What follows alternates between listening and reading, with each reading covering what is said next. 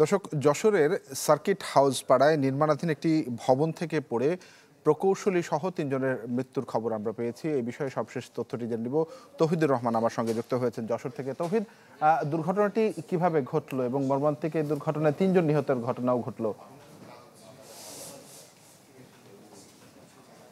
তানভীর, এখানে যে ৩ জন নিহত হয়েছে, একজন হচ্ছে এই প্রকল্পের প্রজেক্ট ইঞ্জিনিয়ার মিজানুর রহমান এবং তার বাড়ি হচ্ছে দিনাজপুরে, আর একজন সাইট ইঞ্জিনিয়ার যার বাড়ি কুষ্টিয়াতে আজিজুর রহমান, এবং এখানকার যে সাব কন্ট্রাক্টর এবং মিস্ত্রি হিসেবে কাজ করছেন নুরু, যার বাড়ি চাঁপাইনবাবগঞ্জ। এই ভবন আপনারা দেখছেন যে এই ৭ তলায় ভবনের ৬ তলাতে যে এক্সটেনশনের যে বারান্দা, সেইটার কাজ করার সময় সেই শেডটি ভেঙে নিয়েই তারা ৩ জন নিচে পড়েছে এবং ৩ জনের মধ্যে ২ জন ঘটনাস্থলেই নিহত হয়েছেন এবং বাকি একজনকে হাসপাতালে নেওয়ার পথে মারা গেছে। এবং তাদের এখানে যারা প্রত্যক্ষদর্শী আছেন, এখানে আশেপাশের বাসিন্দারা আছেন, তারা বলছেন যে পড়ে আসলে মাথাগুলি এমনভাবে থেতলে গেছে এবং বুকে আঘাত পেয়েছে, তারা ধরে নিয়েছিলেন যে আসলে তাদের বাঁচানো যাবে না। এবং স্থানীয় মানুষদের কিন্তু বিস্তর অভিযোগ এই ভবন নিয়ে, যে এই ভবন দীর্ঘদিন ধরেই নির্মাণ করা হচ্ছে। ঢাকার ফিউচার বিল্ডিং ফর ফিউচার নামের একটি প্রতিষ্ঠান এই ভবনটি তৈরি করছে এবং সেই প্রতিষ্ঠানের মালিকদের পৈতৃক সম্পত্তিতেই তৈরি হচ্ছে ভবনটি। এবং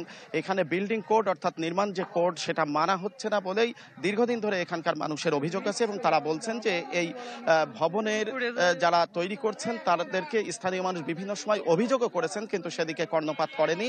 তারা তাদের ক্ষমতা বলে, অর্থাৎ স্থানীয়রা বলছেন যে এই ভবন যারা করছেন তাদের বিগত সরকারের ঘনিষ্ঠজন হওয়ায়, তারা বেশ প্রভাবশালী থাকায় সে খুব একটা মানুষ প্রতিবাদ করতে পায়নি, তবে নালিশ করেও খুব একটা সুরাহা পায়নি। এখন এবং পুলিশ ঘটনাস্থলে এসেছিল কিছুক্ষণ আগে পর্যন্ত, তারা এখানে অপেক্ষা করছিল। পুলিশের কোতোয়ালি থানার ওসি তিনি আমাদেরকে জানিয়েছেন যে ইতিমধ্যে পুলিশ এবং জেলা প্রশাসনের নির্দেশে এখানে ভবন নির্মাণের কাজ স্থগিত করা হয়েছে, তদন্ত কমিটি গঠন করা হবে।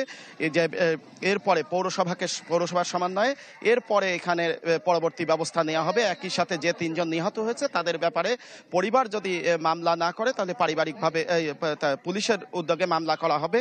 এবং যারা নিহত হয়েছে তারা, আমি শুরুতেই বলছিলাম যে তাদের বাড়ি উত্তরবঙ্গের বিভিন্ন জেলাতে, স্বাভাবিকভাবে এখানে তাদের স্বজনরা না থাকায় আহাজারিটা সেরকম দেখা না গেলেও পুলিশ বলছে যে তাদের পরিবারকে খবর দেওয়া হয়েছে এবং যোগাযোগের চেষ্টা করা হচ্ছে।